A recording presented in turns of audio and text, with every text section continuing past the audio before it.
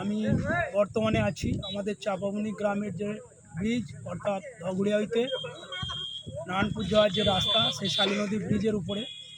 এখন আমাদের এই শালী নদীর ব্রিজের বন্যা বাড়ছে, আগের তুলনায় জল অনেকটাই বেড়েছে, তবে এখনও পর্যন্ত ব্রিজ ডুবে নাই, পারাপার বন্ধ হয় নাই। ব্রিজটা কারণ পারাপার হচ্ছে, নারায়ণপুর থেকেও লোক আমাদের ধগুড়িয়ার দিকে আসছে, ধগুড়িয়ার থেকেও নারায়ণপুর দিকে আসছে, কিন্তু জল অলরেডি বাড়ছে।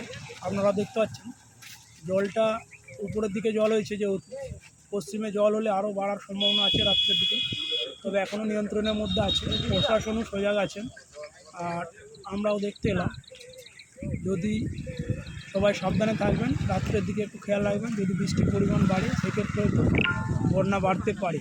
আর অনেকের তো ফসল, যাদের সবজি টবজি আছে তাদের অনেক চাষিদের অসুবিধা, বিশেষ করে গরু বাছুরদের অসুবিধা, বৃষ্টি হচ্ছে যেহেতু।